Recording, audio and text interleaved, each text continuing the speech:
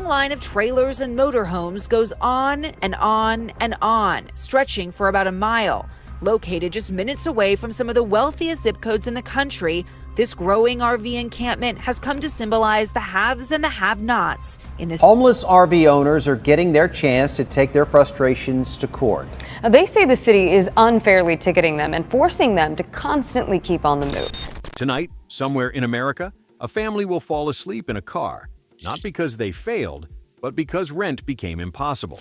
The cost of living crisis has turned vehicles into homes for millions of Americans who still work, still pay taxes, and still follow the rules.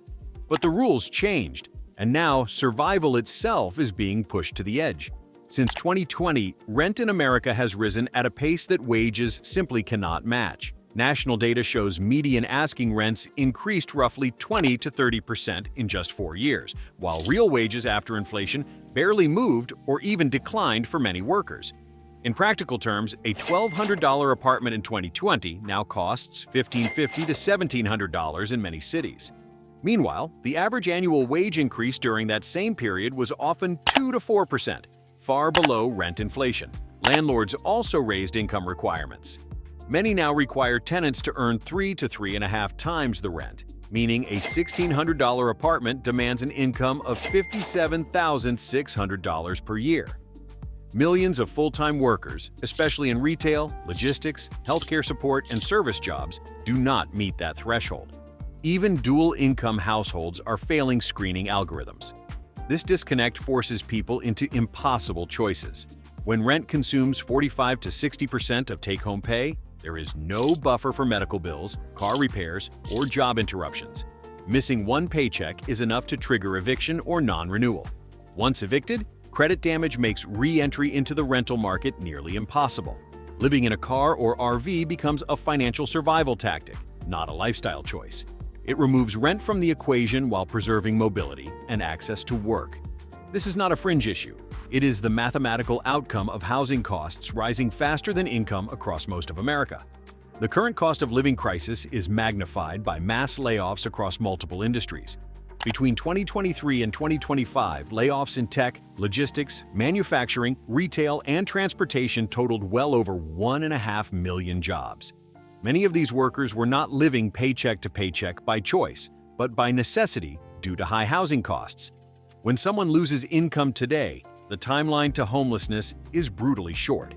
Most Americans have less than 3 months of savings, and in many cases far less. With rents already consuming half of monthly income, a single missed paycheck can cause immediate housing instability. Unemployment benefits often cover only 30 to 50% of prior income and take weeks to process. Landlords rarely wait. Non-payment notices go out within days, and lease non-renewals follow quickly. Unlike past recessions, downsizing is no longer an option. Cheaper apartments no longer exist in many metro areas. Waiting lists for subsidized housing stretch months or years, not weeks. At that point, vehicles become emergency housing. People sleep in cars, vans, and RVs while trying to stabilize income, attend interviews, or keep existing jobs. Vehicle living allows someone to stay near employment centers instead of being forced into distant shelters or overcrowded shared housing. This is why vehicle homelessness is growing among people who were recently employed. It is not driven by addiction or long-term poverty. It is driven by layoffs colliding with an unaffordable housing market that offers no second chances. Even when people find an apartment they can theoretically afford, move-in costs have become an insurmountable barrier. In many U.S. cities, renters must now provide first month's rent, last month's rent, and a security deposit, sometimes equal to another full month. For a modest $1,600 unit, that means $4,800 up front. In higher-cost areas, upfront costs routinely exceed $7,000 to $9,000. For households already struggling with inflation, this money simply does not exist. Grocery prices are up 20 to 25% since 2020. Auto insurance premiums have surged, and credit card interest rates often exceed 25% APR. Using credit to secure housing only delays collapse and increases long-term debt. Even assistance programs are overwhelmed. Emergency rental assistance funds dry up quickly, and eligibility rules exclude many working households who earn too much on paper but still cannot save thousands of dollars. Charities rarely cover full move-in costs, leaving people trapped. Vehicle living removes this upfront barrier. A paid-off car or used RV requires no deposit, no credit check, and no proof of income. Fuel and maintenance costs are predictable compared to sudden rent hikes or lease termination fees. This shift is structural. Housing is no longer gated by monthly affordability alone. It is gated by access to large sums of cash up front. For millions of Americans, that gate is permanently closed, making vehicles the only immediately accessible form of shelter. For many Americans, a vehicle is the final asset left after housing becomes unaffordable. When rent consumes income and savings are depleted, selling the car is not an option. It is the only thing enabling survival. Without a vehicle, people lose access to work, healthcare, food, and basic safety. A paid-off car or RV represents mobility, shelter, and independence combined. Even a financed vehicle often has lower monthly costs than rent. A $450 car payment plus fuel is still cheaper than a $1,700 apartment with utilities. This math is forcing people to repurpose vehicles as living spaces. RVs, vans, and SUVs are especially appealing because they provide insulation, storage, and privacy. Older RVs can be purchased for $5,000 to $15,000, far less than the cash required to move into an apartment. For families or seniors, RVs offer space that cars cannot. However, this strategy is fragile. Repairs, breakdowns, and mechanical failures instantly threaten housing stability. There is no landlord to call, no maintenance coverage, and no safety net.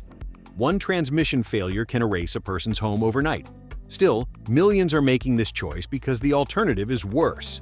Vehicles are not becoming homes because people want them to be, but because the traditional housing system has priced vast segments of the population out entirely. When your car becomes your last line of defense against complete homelessness, you hold onto it no matter what. Living in a car or RV is often portrayed as cheap, but rising costs are rapidly eroding that assumption. Auto insurance premiums have increased 20 to 25% nationwide, with some states seeing even higher spikes. Registration fees, emissions requirements, and inspection costs add hundreds more per year. Fuel prices remain volatile, and vehicle dwellers rely on constant movement to avoid enforcement. That increases fuel consumption significantly. A person sleeping in an RV may spend $300 to $600 per month just to relocate and avoid parking citations. Repairs, oil changes, and wear accumulate faster when vehicles are used as homes. Parking has also become a financial risk.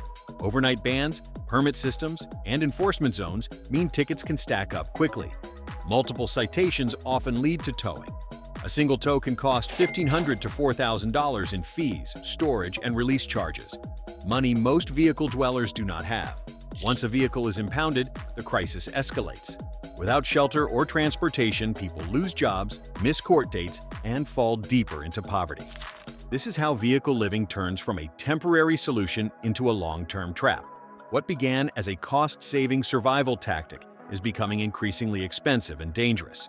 As cities tighten enforcement and costs rise, millions of Americans are discovering that even living in a vehicle is no longer affordable. But they have nowhere else to go.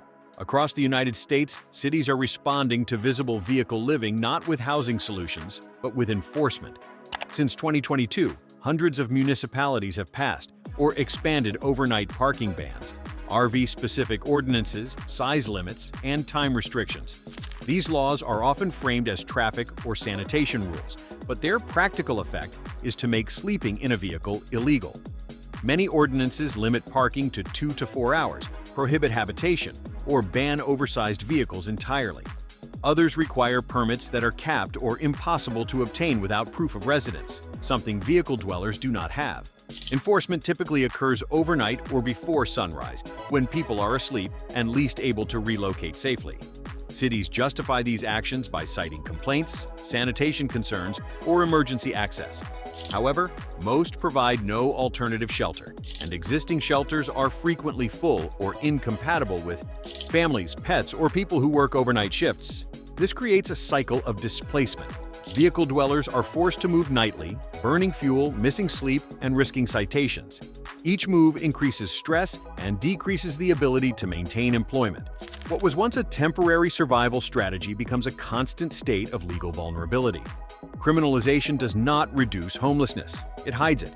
People are pushed into industrial zones, unsafe areas, or constant motion. The result is not cleaner cities, but a population living under continuous threat of tickets, towing, or arrest simply for existing without a lease.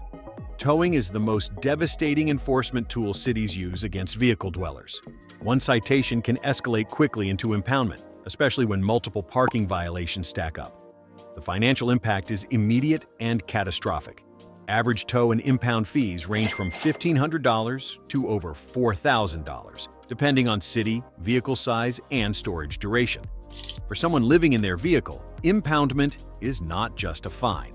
It is the loss of their home, transportation, documents, medication, and personal belongings all at once.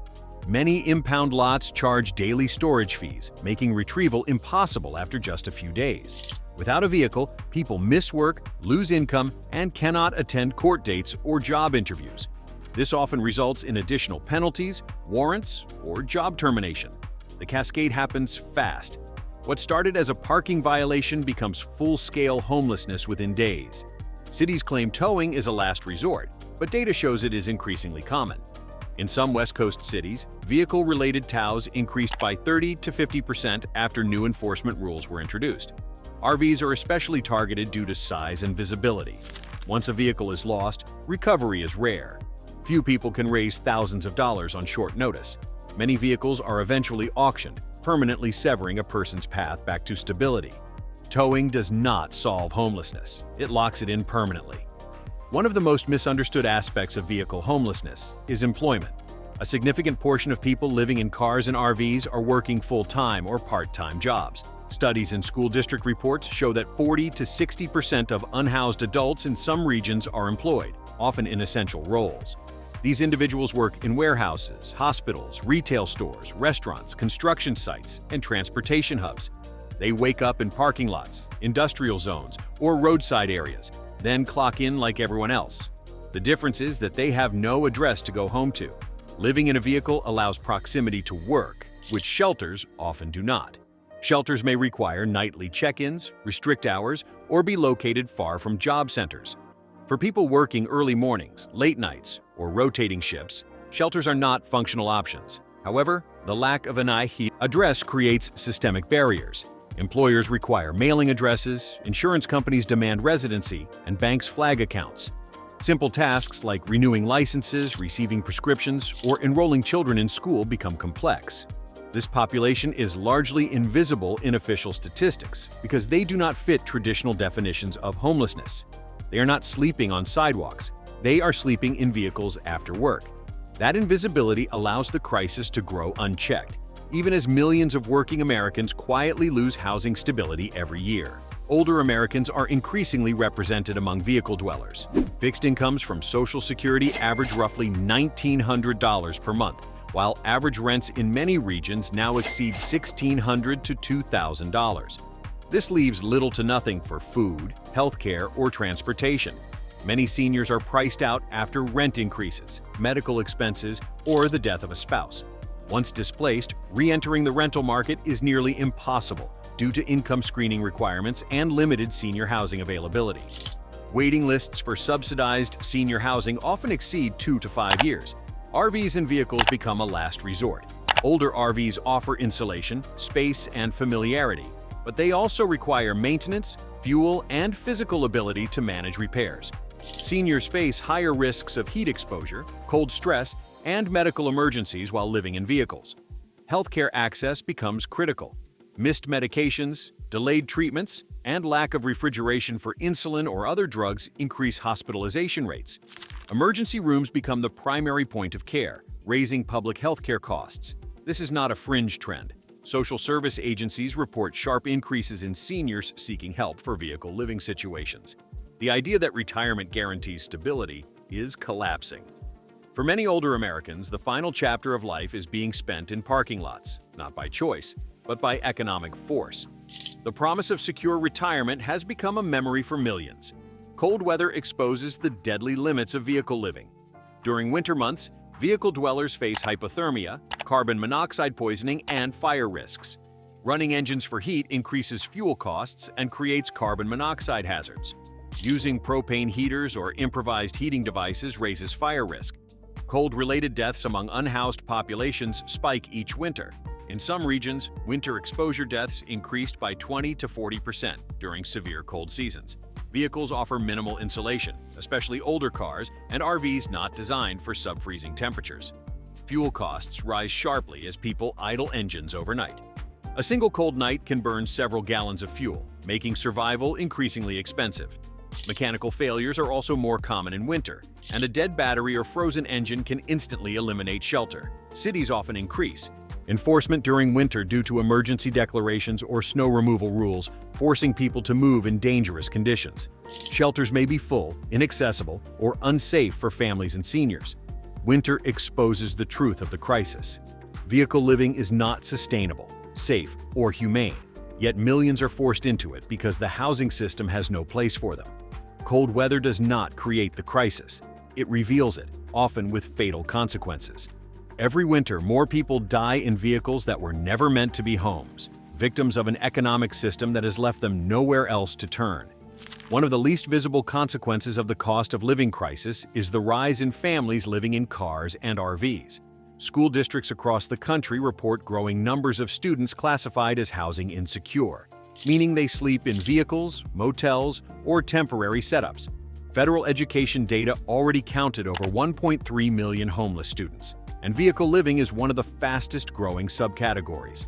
Parents keep this hidden out of fear of child protective services, school stigma, or losing custody. Children attend school during the day, complete homework, and participate in activities, while nights are spent in parking lots or moving locations to avoid enforcement. Vehicles provide privacy that shelters often cannot, especially for families with multiple children. Financially, families are hit hardest by upfront housing barriers.